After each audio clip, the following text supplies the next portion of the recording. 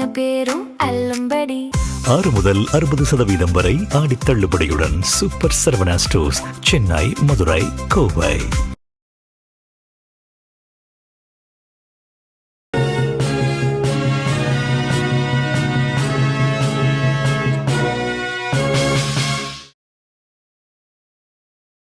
வணக்கம்.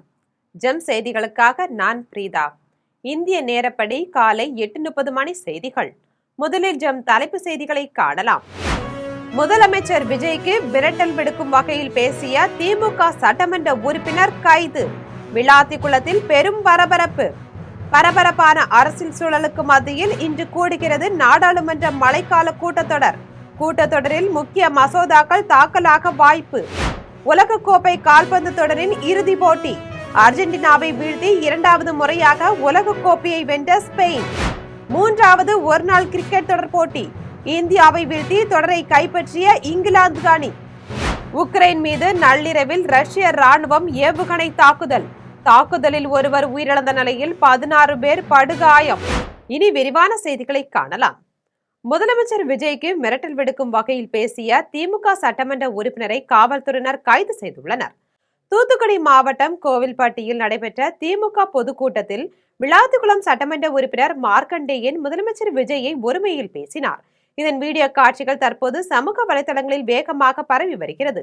இந்நிலையில் முதலமைச்சருக்கு மிரட்டல் விடுக்கும் வகையில் பேசிய விளாத்திக்குளம் திமுக சட்டமன்ற உறுப்பினர் மார்க்கண்டேயனை இன்று காலை அவரது வீட்டில் வைத்து காவல்துறையினர் கைது செய்துள்ளனர். மார்க்கண்டேயனை கைது செய்ததற்கு அவரது ஆதரவாளர்கள் எதிர்ப்பு தெரிவித்து கோஷங்களை எழுப்பி காவல்துறையினர் வாகனத்தை மறித்தனர். இதனால் அப்பகுதியில் பெரும் பரபரப்பு நிலவியது. மேலும் விளாத்திக்குளம் சட்டமன்ற உறுப்பினர் மார்க்கண்டேயனை மாவட்ட காவல் கண்காணிப்பாளர் அலுவலகத்திற்கு அழைத்து செல்லப்படுவதாக தகவல் வெளியாகியுள்ளது. தில்லியில் பரபரப்பான அரசியல் சூழலுக்கு மத்தியில் நாடாளுமன்ற மழைக்கால கூட்டத்தொடர் இன்று கூடுகிறது. தில்லியில் உள்ள நாடாளுமன்ற வளாகத்தில் நாடாளுமன்ற மழைக்கால கூட்டத்தொடர் இன்று முதல் தொடங்கி வருகின்ற 13ஆம் தேதி வரை நடைபெறுகிறது. இந்த கூட்டத்தொடரில் வெளிநாட்டு பங்களிப்பு, வருமான வரி, உச்சநீதிமன்றம், பிறப்பு மற்றும் இறப்புகள், தேசிய கௌரவத்துக்கு அவமதிப்பு தடுப்பு, மயக்கத்தாது, சிறு குறு மற்றும் நடுத்தர நிறுவனங்கள் அபிவிருத்தி உள்ளிட்ட மசோதாக்களை தாக்கல் செய்ய மத்திய அரசு திட்டமிட்டுள்ளது. மேலும் நாடாளுமன்ற மழைக்கால கூட்டத்தொடரை சுமூகமாக நடத்த அனைத்து கட்சி நாடாளுமன்ற உறுப்பினர்களும் ஒத்துழைக்க வேண்டும் என மத்திய அரசு வலியுறுத்தியுள்ளது. உக்ரைன் மீது நள்ளிரவில் ரஷ்ய ராணுவம் நடத்திய ஏவுகணை தாக்குதலில் ஒருவர் உயிரிழந்துள்ளார். ரஷ்யாவின் முக்கிய ஆயுத உள்கட்டமைப்புகள் மீது உக்ரைன் ராணுவம் ட்ரோன்களை கொண்டு தாக்குதல் நடத்தியுள்ளது. இந்த தாக்குதலில் 7 பேர் உயிரிழந்த நிலையில் 50 பேர் படுகாயம் அடைந்துள்ளனர். இதற்கு பதிலடியாக ரஷ்ய ராணுவம் உக்ரைனின் கீவ் நகர் மீது பாலிஸ்டிக் ரக ஏவுகணைகளை கொண்டு தாக்குதல் நடத்தியது. இந்த சம்பவத்தில் ஒருவர் உயிரிழந்த நிலையில் 16 பேர் படுகாயம் அடைந்தனர். இது தொடர்பாக உக்ரைன் அதிபர் ஜெலன்ஸ்கி ரஷ்யா உக்ரைனை இலக்காக கொண்டு நள்ளிரவில் 41 ஏவுகணைகள் 125 ட்ரோன்கள் மூலம் தாக்குதல் நடத்தியுள்ளதாக குற்றம் சாட்டினார். உலகக்கோப்பை கால்பந்து தொடரின் இறுதிப் போட்டியில் ஸ்பெயின் அணி வெற்றி பெற்று சாம்பியன் பட்டத்தை கைப்பற்றியது. அமெரிக்காவின் நியூயார்க் நகரில் உள்ள ஜெர்சி மைதானத்தில் 23வது உலகக்கோப்பை கால்பந்து தொடரின் இறுதிப் போட்டி நடைபெற்றது. இந்த போட்டியில் அர்ஜென்டினா, ஸ்பெயின் அணிகள் மோதின. விறுவிறுப்பாக நடைபெற்ற இப்போட்டியின் முடிவில் ஸ்பெயின் அணி சிறப்பாக விளையாடி 1-0 என்ற கோல் கணக்கில் அர்ஜென்டினா அணியை வீழ்த்தி வெற்றி பெற்றது. இதன் மூலம் ஸ்பெயின் அணி உலகக்கோப்பை கால்பந்து சாம்பியன் பட்டத்தை 2வது முறையாக கைப்பற்றியது. இதில் மிகவும் சிறப்பாக விளையாடிய ஸ்பெயின் வீரர் ஃபெரன் டொரோஸ் போட்டியின் 106வது நிமிடத்தில் ஒரு கோலை அடித்து அணியின் வெற்றிக்கு வழிவகுத்தார். 3வது ஒருநாள் கிரிக்கெட் தொடர் போட்டியில் இந்தியாவை வீழ்த்தி இங்கிலாந்து அணி வெற்றி பெற்று தொடரை கைப்பற்றியுள்ளது. இங்கிலாந்தில் உள்ள லார்ட்ஸ் மைதானத்தில் இந்தியா, இங்கிலாந்து அணிகளுக்கு இடையேயான 3வது ஒருநாள் கிரிக்கெட் தொடர் போட்டி நடைபெற்றது. இந்த போட்டியில் இங்கிலாந்து அணி டாஸ் வென்று முதலில் பேட்டிங் தேர்வு செய்து 50 ஓவர்களில் 3 விக்கெட்டுகள் இழப்புக்கு 387 ரன்களை குவித்தது. இதில் அதிகபட்சமாக பென் டக்கெட் 141 ரன்களும், ஜேக்கப் பெத்தேல் 91 ரன்களும், ஜோ ரூட் 74 ரன்களும் எடுத்தனர். இதையடுத்து 388 ரன்கள் எடுத்தால் வெற்றி என்ற இலக்குடன் களமிறங்கிய இந்திய அணி 50 ஓவர்களில் 7 விக்கெட்டுகள் இழப்புக்கு 360 ரன்கள் மட்டுமே எடுத்தது. இதில் ரோஹித் சர்மா 138 ரன்களும், சுப்மன் கில் 77 ரன்களும், விராட் கோலி 74 ரன்களும் எடுத்தனர். இதன் மூலம் 27 ரன்கள் வித்தியாசத்தில் இங்கிலாந்து அணி வெற்றி பெற்று ஒருநாள் தொடரை 2-1 என்ற கணக்கில் கைப்பற்றியது. தமிழக அரசு விரைவில் தாக்கல் செய்ய உள்ள புதிய பட்ஜெட் விவசாயிகளுக்கு பயனளிக்கும் வகையில் அமையும் என்று அமைச்சர் வினோத் தெரிவித்துள்ளார். தஞ்சாவூரில் புதிதாக முழுவதும் இரும்பு கட்டமைப்பில் 7 அடுக்குகளுடன் அமைக்கப்பட்டுள்ள ஐடி பார்க் கட்டிடத்தை தமிழக வேளாண்மை மற்றும் உழவர் நலத்துறை அமைச்சர் வினோத், தொழிலாளர் நலன் மற்றும் திறன் மேம்பாட்டுத்துறை அமைச்சர் முகமது பர்வேஸ் ஆகியோர் திறந்து வைத்தனர். இதன் பின்னர் அமைச்சர் முகமது பர்வேஸ் செய்தியாளரிடம் பேசிய போது, டெல்டா மாவட்டத்தில் இதுபோன்ற நவீன ஐடி பார்க் அமைந்திருப்பது மகிழ்ச்சி அளிப்பதாக தெரிவித்தார். இளைஞர்களுக்கு உள்ளூரிலேயே வேலை வாய்ப்புகளை உருவாக்கும் முக்கிய முயற்சியாக இது அமையும் என்று குறிப்பிட்டார். தொடர்ந்து செய்தியாளர்களை சந்தித்து பேசிய அமைச்சர் வினோத், தமிழக அரசு விரைவில் தாக்கல் செய்ய உள்ள புதிய பட்ஜெட் விவசாயிகளுக்கு பயனளிக்கும் வகையில் அமையும் என்று தெரிவித்தார். டெல்டா மாவட்டங்கள்ல இப்படி ஒரு ஐடி பார்க் வந்திருக்குங்கிறது இங்க டெல்டா மாவட்ட மக்களுக்கும் எல்லாத்துக்குமே ரொம்ப பெருமையான விஷயம். அதுல நாங்க பங்கேற்று கலந்துகிட்டதுல ரொம்ப மகிழ்ச்சியான. கோவையில் நடைபெற்ற கல்வி திருவிழாவில் அரசு பள்ளி மாணவர்களுக்கு கல்வி ஊக்கத்தொகையை அமைச்சர் விக்னேஷ் வழங்கினார். கோவையில் நடைபெற்ற காமராஜர் கல்வி திருவிழா மற்றும் கல்வி தந்தை தலைவர் காமராஜர் நூல் வெளியீட்டு விழாவில் தமிழ்நாடு மதுவிலக்கு மற்றும் ஆயத்தீர்வைத்துறை அமைச்சர் விக்னேஷ் சிறப்பு விருந்தினராக கலந்து கொண்டு அரசு பள்ளி மாணவ மாணவியர்களுக்கு கல்வியை ஊக்குவிக்கும் வகையில் கல்வி உதவித்தொகை மற்றும் சிறப்பு விருதுகளை வழங்கினார். கோவை வியாபாரிகள் நலசங்கம் மற்றும் ஒலிவியா பதிப்பகம் இணைந்து நடத்திய இந்த நிகழ்ச்சியில் கல்வி தந்தை தலைவர் காமராஜர் நூல் வெளியிடப்பட்டது. நூலை ஸ்ரீராம் பாலிமர்ஸ் நிர்வாக இயக்குனர் சாந்தாராம் வெளியிட அதன் முதல் பிரதியை அமைச்சர் விக்னேஷ் பெற்றுக்கொண்டார். இவ்விழாவில் கோவை வியாபாரிகள் நலசங்க தலைவரும் நூல் ஆசிரியருமான கர்ணா ஹரிராம், சங்க செயலாளர் வினோத், பொருளாளர் முத்துக்குமார் உள்ளிட்ட பலர் கலந்து கொண்டனர். கோவை அருகே நடைபெற்ற டோனி பொன்னையா சர்வதேச அளவிலான கராத்தே போட்டியை சட்டமன்ற உறுப்பினர் SP வேலுமணி தொடங்கி வைத்தார். கோவை மாவட்டம் இச்சனாரி பகுதியில் டோனி பொன்னையா சர்வதேச அளவிலான கராத்தே போட்டி நடைபெற்றது. இதில் சட்டமன்ற உறுப்பினர் SP வேலுமணி சிறப்பு விருந்தினராக கலந்து கொண்டு கராத்தே போட்டிகளை தொடங்கி வைத்தார். இப்போட்டியில் மலேசியா, தாய்லாந்து மற்றும் இந்தியாவின் பல்வேறு மாநிலங்களைச் சேர்ந்த நூற்றுக்கணக்கான கராத்தே வீரர், வீராங்கனைகள் ஆர்வமுடன் பங்கேற்று தங்களது திறமைகளை வெளிப்படுத்தினர்.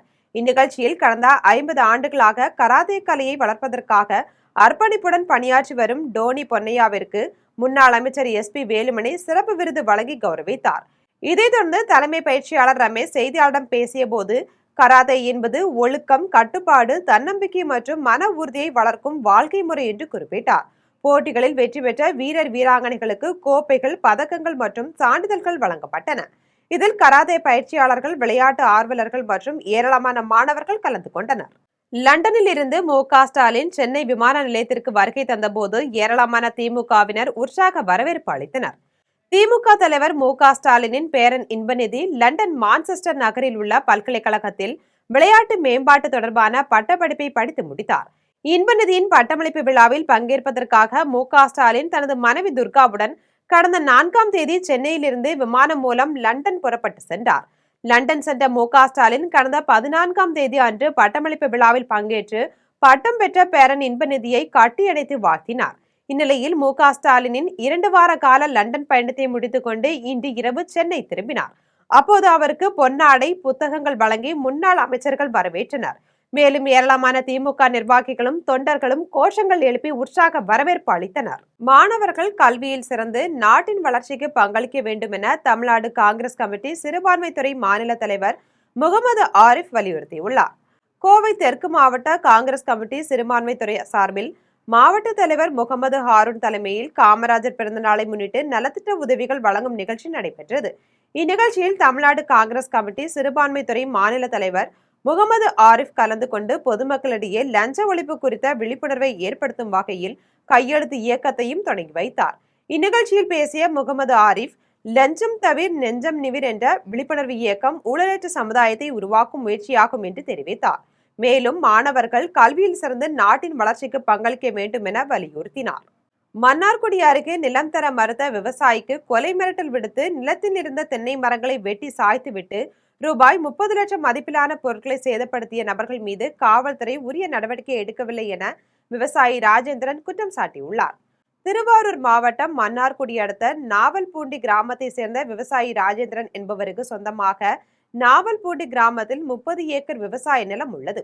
இதில் ரூபாய் 20 லட்சம் செலவில் 2 ஆழ்துளை கிணறுகள் அமைத்து அதன் மூலம் ராஜேந்திரன் விவசாய சாகுபடி பணிகளை மேற்கொண்டு வருகிறார். இந்நிலையில் அதே ஊரை சேர்ந்த ஜெயராமன், சிலம்பரசன், ஸ்டாலின் ஆகியோர் ராஜேந்திரனை மிரட்டி விளைநிலங்களை எழுதி வாங்க முயற்சித்தனர்.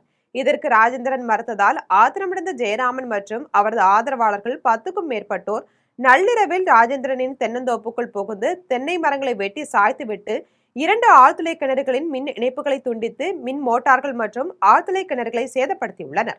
அத்துடன் பம்பு செட்டில் வைக்கப்பட்டிருந்த உர மூட்டைகளையும் திருடி சென்றனர். இதுகுறித்து வடுவூர் காவல் நிலையத்தில் ராஜேந்திரன் அளித்த புகாரின் பேரில் காவல்துறையினர் 3 பேரையும் கைது செய்து அதன் பின்னர் பிணையில் விடுவித்துள்ளனர். இதனால் ராஜேந்திரன் மீது ஆத்திரமடைந்த 3 பேரும் ராஜேந்திரனை கொலை செய்து விடுவதாக தொலைபேசி மூலம் மிரட்டல் விடுத்துள்ளனர். இதையடுத்து காவல்துறை தனக்கு பாதுகாப்பு அளிக்க வேண்டும் என்றும் ரூபாய் 30 லட்சம் மதிப்பிலான பொருட்கள் சேதப்படுத்தியவர்கள் மீது காவல்துறை அதிகாரிகள் உரிய நடவடிக்கை எடுக்க வேண்டும் என்றும் அவர்களிடமிருந்து உரிய இழப்பீடு பெற்றுத்தர அரசு நடவடிக்கை எடுக்க வேண்டும் என்றும் பாதிக்கப்பட்ட விவசாயி ராஜேந்திரன் கோரிக்கை விடுத்துள்ளார். போதை கலாச்சாரம் இளைஞர்கள் மற்றும் மாணவர்களின் எதிர்காலத்தை பாதித்து வருவதாக வணிகர் சங்கங்களின் பேரமைப்பு தலைவர் விக்ரமராஜா தெரிவித்துள்ளார். சென்னை திருவேற்காடு சுற்றுவட்டார வியாபாரிகள் சங்கம் மற்றும் நாடார் சங்கம் சார்பில் பெருந்தலைவர் காமராஜர் பிறந்தநாளை முன்னிட்டு நலத்திட்ட உதவிகள் வழங்கும் விழா நடைபெற்றது. இவ்விழாவில் வணிக சங்கங்களின் பேரமைப்பு தலைவர் விக்ரமராஜா கலந்து கொண்டு பேசினார். அப்போது தமிழகத்தில் நீர்த்தேக்கங்களை உருவாக்கிய பெருமை காமராஜருக்கே உரியது என்றும் மாநிலங்களுக்கு இடையேயான நதிகளை இணைத்து புதிய தடுப்பணைகள் அமைக்க வேண்டும் என்றும் வலியுறுத்தினார்.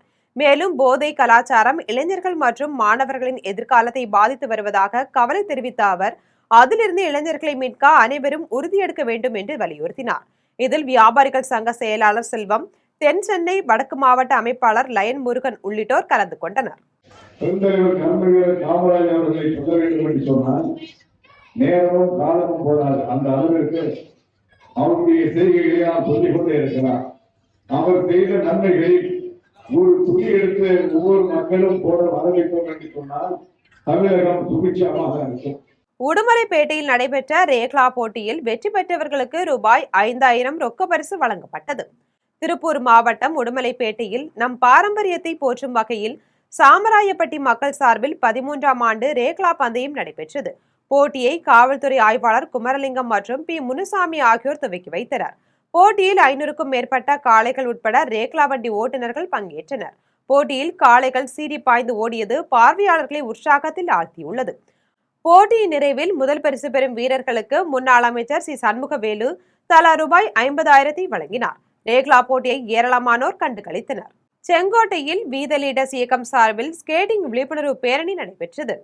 தென்காசி மாவட்டம் செங்கோட்டையில் வீத லீடர்ஸ் இயக்கம் சார்பில் ஸ்கேட்டிங் விழிப்புணர்வு பேரணி தனியார் உணவக உரிமையாளர் மாடசாமி என்பவர் தலைமையில் நடைபெற்றது. இந்த பேரணியில் மாணவி ஒருவர் கண்களை கட்டிக்கொண்டு சிலம்பம் சுழற்றியவாறு வலம் வந்தது பொதுமக்களின் கவனத்தை ஈர்த்தது.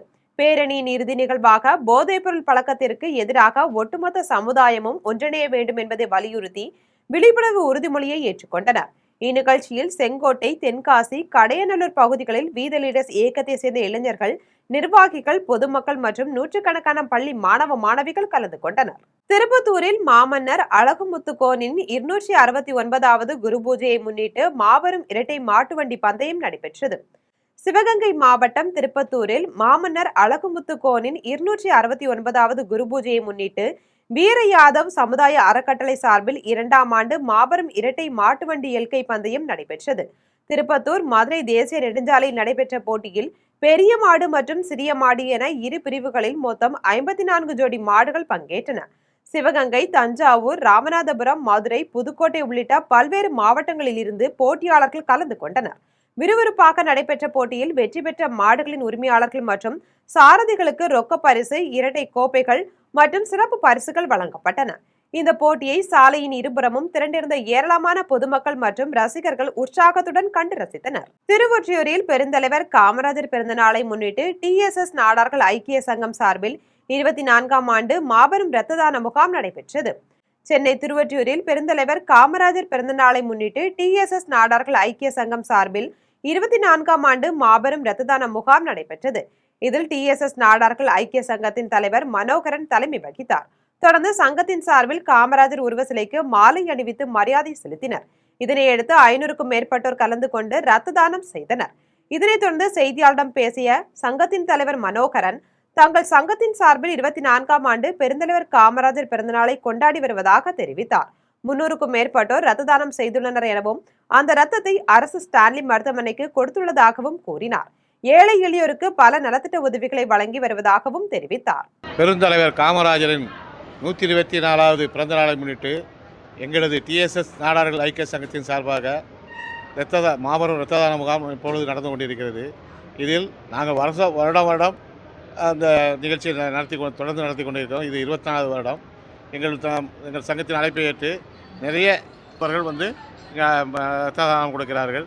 கருமத்தம்பட்டியை சேர்ந்த தனியார் பரதநாட்டிய பள்ளியின் 100க்கும் மேற்பட்ட மாணவர்கள் போதைப் பொருளுக்கு எதிராக மாரத்தான் ஓட்டத்தில் பங்கேற்று விழிப்புணர்வு ஏற்படுத்தினர். கோவை மாவட்டம் கரும்பத்தம்பட்டியை சேர்ந்த தனியார் பரதநாட்டிய பள்ளியின் 100க்கும் மேற்பட்ட மாணவர்கள் போதைப் பொருளுக்கு எதிராக டான்ஸத்தான் என்ற பெயரில் பரதநாட்டியம் ஆடியபடியே 2 கிலோமீட்டர் மாரத்தான் ஓட்டத்தில் பங்கேற்று விழிப்புணர்வு ஏற்படுத்தினர். இந்நிகழ்ச்சிக்கு பிறகு பேசிய பள்ளியின் நிறுவனர் மற்றும் நடன ஆசிரியர் சுபா, பரதநாட்டியம் மூலம் போதை ஒழிப்பு விழிப்புணர்வை ஏற்படுத்தும் நோக்கில் இந்த முயற்சி மேற்கொள்ளப்பட்டதாக தெரிவித்தார். மேலும் தமிழக அரசு மற்றும் கோவை மாவட்ட நிர்வாகம் அனுமதி வழங்கினால் அரசு மற்றும் தனியார் பள்ளி மாணவர்களை இணைத்து போதைப் பொருளுக்கு எதிராக கின்னஸ் சாதனை முயற்சியை நடத்த திட்டமிட்டுள்ளதாகவும் பெற்றோர்கள் குழந்தைகளை தொடர்ந்து கண்காணிக்க வேண்டும் என்றும் வலியுறுத்தினார். ஜூலை 23ஆம் தேதி தமிழக முதல்வர் ஜோசப் விஜய் நடித்துள்ள ஜனநாயகன் வெளியாவதை முன்னிட்டு கோவையை சேர்ந்த ஓவியர் தண்ணீருக்குள் மெழுகு ஓவியம் மிக சிறப்பாக வரைந்து அசத்தியுள்ளார். ஜூலை 23ஆம் தேதி தமிழக முதல்வர் ஜோசப் விஜய் நடித்துள்ள ஜனநாயகன் வெளியாவதை முன்னிட்டு கோவை மாவட்டம் குனியமுத்தரை சேர்ந்த பிரபல கலைஞர் ராஜா தண்ணீருக்குள் கிரையான் எனப்படும் மெழுகு பென்சில்களை கொண்டு தத்ரூபமாக ஓவியம் வரைந்து அசத்தியுள்ளார். இந்த தண்ணீர் ஓவியத்திற்குள் வண்ண விண்களை விட்டு அவர் மகிழ்ச்சியை வெளிப்படுத்தியுள்ளார். இந்த வித்தியாசமான தண்ணீர் ஓவியத்தை விஜய் ரசிகர்களின் பார்வைக்கு வைத்து கொண்டாட திட்டமிட்டுள்ளதாக தெரிவித்துள்ளார். ஆதனூர் ஊராட்சிக்கு உட்பட்ட தேத்தாம்பட்டி கிராமத்தில் தேத்தாங்கண்மாயில் தனிநபர் ஆக்கிரமித்த நீர்வரத்து வழியை வருவாய்த்துறையினர் ஜேசிபி இயந்திரத்தின் மூலம் அகற்றினர். திருமயம் அடுத்த ஆதனூர் ஊராட்சிக்கு உட்பட்ட தேத்தாம்பட்டி கிராமத்தில் தேத்தாங்கண்மாய் அமைந்துள்ளது. இந்த கண்மாயில் இருக்கும் நீரை விவசாயிகள் விவசாயத்திற்கு பயன்படுத்தி வருகின்றனர். இந்நிலையில் கண்மாய்க்கு வரும் நீர்வரத்து வழியை தனிநபர் ஒருவர் ஆக்கிரமித்துள்ளதால் கம்மாய்க்கு வரும் நீர் தேங்கி விடுகிறது. மேலும் விவசாயத்திற்கு நீர் பற்றாக்குறை ஏற்படுகிறது. இதனால் பாதிக்கப்பட்ட விவசாயிகள் திருமயம் தாசில்தாரிடமும் திருமயம் வட்டார வளர்ச்சி அலுவலரிடமும் கோரிக்கை மனு கொடுத்தனர். மனுவை பெற்றுக்கொண்ட அதிகாரிகள் சம்பந்தப்பட்ட இடத்தை பார்வையிட்டு ஆக்கிரமிப்பு அகற்றப்படும் என தனிநபருக்கு தபால் கொடுத்தனர். இதனையடுத்து கடந்த 13ஆம் தேதி சம்பந்தப்பட்ட இடத்திற்கு வருவாய்த்துறையினர் ஜேசிபி மூலம் ஆக்கிரமிப்பு அகற்ற வந்தனர். ஆக்கிரமிப்பு செய்தவர் அதிகாரிகளிடமும் வாக்குவாதத்தில் ஈடுபட்டு 2 தினங்களுக்குள் ஆக்கிரமிப்பை அகற்றிவிடுகிறேன் என உறுதியளித்தார். அதனைத் தொடர்ந்து 5 நாட்கள் ஆகியும் ஆக்கிரமிப்பு அகற்றப்படவில்லை என்பதால் கிராம மக்கள் மீண்டும் அதிகாரிகளை சந்தித்து முறையிட்டனர். அதன் அடிப்படையில் வருவாய்த்துறை அதிகாரிகள் திருமயம் காவல்துறையினர் சம்பந்தப்பட்ட இடத்திற்கு சென்று பொக்லைன் இயந்திரம் மூலம் அனைத்து ஆக்கிரமிப்புகளையும் அகற்றினர். மேலும் இந்த இடத்தில் ஆக்கிரமிப்பு செய்யக்கூடாது என எச்சரித்துவிட்டு அங்கிருந்து வருவாய்த்துறை அதிகாரிகள் மற்றும் காவல்துறையினர் சென்றனர். இதனால் அந்த பகுதி பரபரப்புடன் காணப்பட்டது. தென்காசி அருகே அரசு நியாய விலைக் கடையில் பொதுமக்களுக்கு இலவசமாக வழங்கப்பட வேண்டிய ரேஷன் அரிசி முறையாக வழங்கப்படவில்லை என பொதுமக்கள் குற்றம் சாட்டியுள்ளனர். தென்காசி மாவட்டம் மேதம்புதூரில் அரசு நியாய விலைக் கடையில் பொதுமக்களுக்கு இலவசமாக வழங்கப்பட வேண்டிய ரேஷன் அரிசி முறையாக வழங்கப்படவில்லை என்றும் அப்பகுதி பொதுமக்கள் பரபரப்பு குற்றச்சாட்டை முன்வைத்துள்ளனர். இதன் காரணமாக தங்களுக்கு கிடைக்க வேண்டிய அத்தியாவசிய பொருட்களை முழுமையாக பெற முடியாமல் கடும் சிரமத்திற்கு உள்ளாகி இருப்பதாக வேதனையுடன் தெரிவித்தனர். இது தொடர்பாக மாவட்ட நிர்வாகமும் உணவுப் பொருள் வழங்கல் துறையினரும் உடனடியாக நேரடி விசாரணை நடத்தி சம்பந்தப்பட்டவர்கள் மீது கடுமையான நடவடிக்கை எடுக்க வேண்டும் என்று அப்பகுதி மக்கள் கோரிக்கை விடுத்துள்ளனர். தேனி அருகே பாதையை ஆக்கிரமித்து வழிவிடாமல் மிரட்டல் விடுத்தவர் மீது நடவடிக்கை எடுக்க கோரி பாதிக்கப்பட்டவர் கண்ணீர் மல்க தமிழக அரசுக்கு கோரிக்கை விடுத்துள்ளார். தேனி மாவட்டம் ரங்கநாதபுரத்தை சேர்ந்தவர் பாலசுப்ரமணியன். இவரது வீட்டுக்கு அருகில் ஆண்டிப்பட்டி காவல்துறை சார்பு ஆய்வாளர் சந்திரனின் உறவினர் சென்றாய பெருமாள் வசித்து வருகிறார். இந்நிலையில் பாலசுப்ரமணியனின் வீட்டிற்கு செல்லும் பொது பாதையை சென்றாய பெருமாள் அடைத்து வைத்துள்ளார். இதன் பின்னர் அந்த இடத்தை அவர் போலி பத்திரப்பதிவு செய்துள்ளார். இது குறித்து ஆண்டிப்பட்டி காவல் நிலையத்திலும் தேனி மாவட்ட காவல் கண்காணிப்பாளர் அலுவலகத்திலும் புகார் அளித்தும் தற்போது வரை விசாரணை கூட அழைக்கவில்லை என கண்ணீர் மல்க புகார் தெரிவித்துள்ளார். கடந்த சில நாட்களுக்கு முன்பு தனது குழந்தைக்கு உடல்நலம் சரியில்லாததால் மருத்துவமனைக்கு கொண்டு செல்லக்கூட முடியாத அவலநிலை ஏற்பட்டுள்ளதாக கூறினார். இது தொடர்பாக தமிழக அரசு முறைகேடாக பத்திரப்பதிவு செய்து அடைக்கப்பட்டுள்ள பாதையை திறந்துவிட வேண்டும் என்றும் இதற்கு உதவியாக இருந்த சார்பு ஆய்வாளர் சந்திரன் மீது நடவடிக்கை எடுக்க வேண்டும் என்றும் கோரிக்கை விடுத்துள்ளார். இச்சம்பவத்தால் அப்பகுதியில் பெரும் பரபரப்பை ஏற்படுத்தியுள்ளது. கெங்கவல்லி அருகே ஒரு வீட்டில் நள்ளிரவில் கொள்ளையர்கள் கொள்ளையடித்து சென்ற சம்பவம் அப்பகுதியில் அச்சத்தை ஏற்படுத்தியுள்ளது. சேலம் மாவட்டம் கெங்கவல்லி அருகே சித்தன்பட்டி குட்டை பகுதியை சேர்ந்தவர் மாதேஸ்வரன். இவரது வீட்டில் நள்ளிரவில் முகக்கவசம் அணிந்த 7 பேர் கொண்ட கும்பல் கத்தியை காட்டி மிரட்டி 11 பவுன் நகை மற்றும் 1 லட்சம் ரூபாய் மதிப்பிலான பணத்தை கொள்ளையடித்து சென்றனர். அதே கும்பல் செந்தாரப்பட்டி பேரூராட்சிக்குட்பட்ட மண்மலை பாலக்காடு பகுதியில் கணேசன் வீட்டிலும் புகுந்து 6 பவுன் நகை மற்றும் 50,000 ரூபாய் ரொக்கத்தை கொள்ளையடித்துள்ளனர். இரு சம்பவங்களிலும் மொத்தம் 17 பவுன் தங்க நகை மற்றும் 1.50 லட்சம் ரொக்கம் கொள்ளையடிக்கப்பட்டதால் அப்பகுதி மக்களிடையே அச்சம் நிலவுகிறது. புகாரின் பேரில் கங்கவலி மற்றும் தம்மம்பட்டி காவல்துறையினர் வழக்கு பதிவு செய்து விசாரணை நடத்தி வருகின்றனர். தொட்டியம் அருகே அரசு பேருந்தும் இருசக்கர வாகனமும் மோதிக்கொண்ட விபத்து குறித்து காவல்துறையினர் விசாரணை நடத்தி வருகின்றனர். திருச்சி மாவட்டம் தொட்டியம் அருகே சீனிவாசநல்லூர் பதனித்தோப்பு பகுதியில் திருச்சியிலிருந்து நாமக்கல் நோக்கி சென்ற அரசு பேருந்தும் இருசக்கர வாகனமும் மோதிய விபத்தில் இளைஞர் ஒருவர் உயிரிழந்தார், மற்றொருவர் படுகாயமடைந்தார். விசாரணையில் குளித்தலை அருகே கீழப்புதுப்பட்டியை சேர்ந்த சரவணன் இருசக்கர வாகனத்தை ஓட்டி வந்ததும் பின்னால் தோகமலை பாலசமுத்திரப்பட்டியை சேர்ந்த தனபால் அமர்ந்து வந்ததும் தெரிய வந்தது. விபத்தில் சரவணனின் கால் துண்டிக்கப்பட்டு நாமக்கல் அரசு மருத்துவமனைக்கு கொண்டு செல்லும் வழியில் உயிரிழந்தார். படுகாயமடைந்த தனபால் 108 ஆம்புலன்ஸ் மூலம் திருச்சி அரசு மருத்துவமனையில் அனுமதிக்கப்பட்டு சிகிச்சை பெற்று வருகிறார். சம்பவம் குறித்து அரசு பேருந்து ஓட்டுநரிடம் தொட்டியம் காவல்துறையினர் விசாரணை நடத்தி வருகின்றனர். கேரள மாநிலம் காசர்கோடு அருகே தனியார் பயணிகள் பேருந்தின் பழுதை சரி செய்ய முயன்ற நடத்துனரின் கால் மீது பேருந்தின் சக்கரம் ஏறி இறங்கியதில் படுகாயமடைந்த நடத்துனரை பயணிகள் மீட்டு மருத்துவமனையில் அனுமதித்தனர்.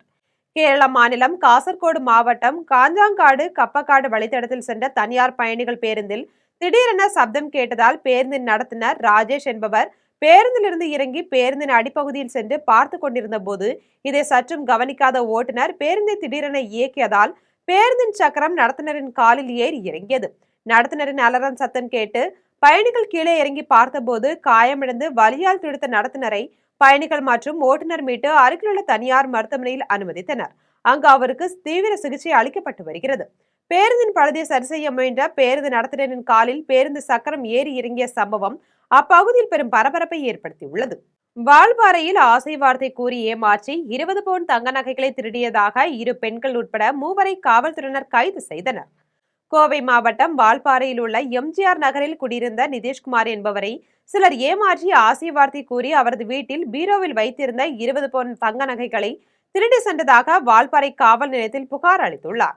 புகாரின் அடிப்படையில் வால்பாறை காவல் ஆய்வாளர் செல்வம் தலைமையில் காவல்துறையினர் தீவிர விசாரணை மேற்கொண்டதில் வால்பாறை சோலையாறு அணையை சேர்ந்த துர்காதேவி, துளசி மணி மற்றும் பொள்ளாச்சி நேதாஜி ரோட்டை சேர்ந்த ஆஸ்கர் அல்லி ஆகிய 3 விசாரணை மேற்கொண்டதில் அவர்களிடமிருந்து 20 பவுன் தங்க நகைகளை கைப்பற்றி கைது செய்து வழக்கு பதிவு செய்த காவல்துறையினர் நீதிமன்றத்தில் ஆஜர்படுத்தி கோவை மத்திய சிறையில் அடைத்தனர். இச்சம்பவம் அப்பகுதியில் பெரும் பரபரப்பை ஏற்படுத்தியுள்ளது.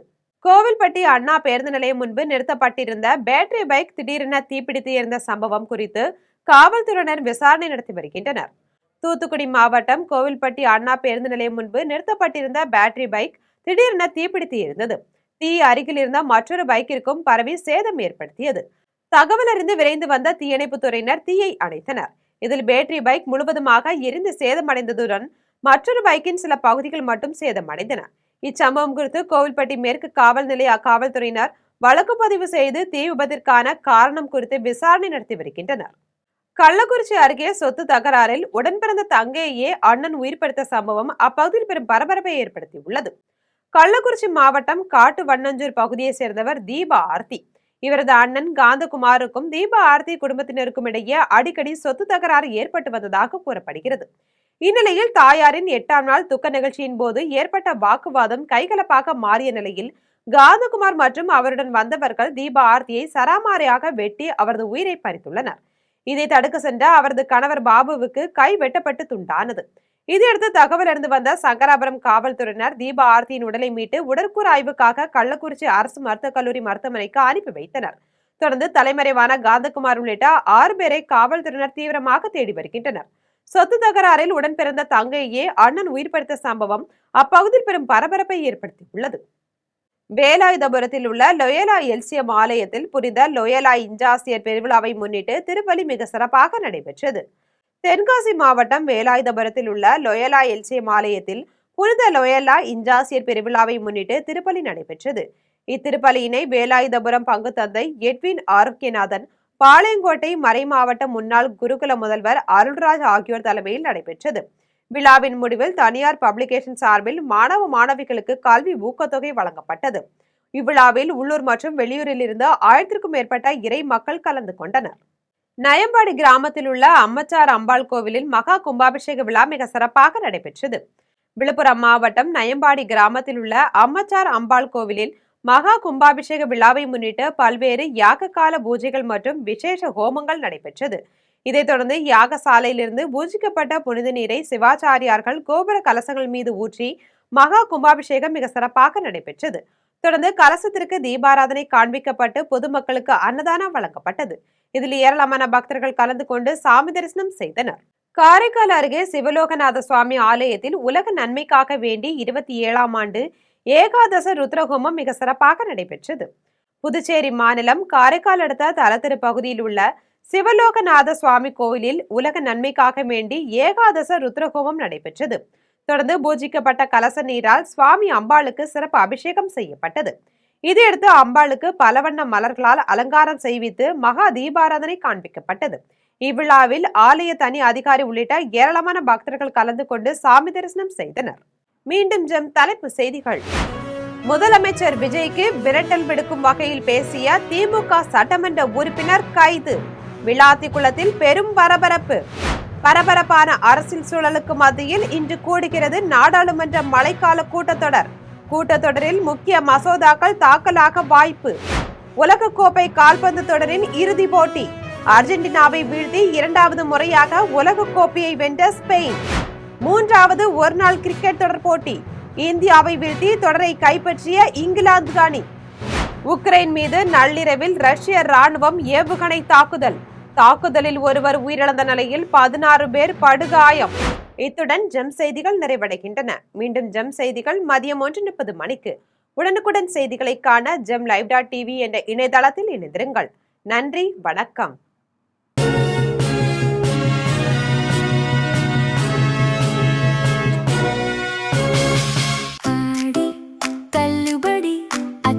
பேரும் அல்லும்படி 6 முதல் 60% வரை ஆடி தள்ளுபடியுடன் சூப்பர் சரவணா ஸ்டோர்ஸ், சென்னை, மதுரை, கோவை.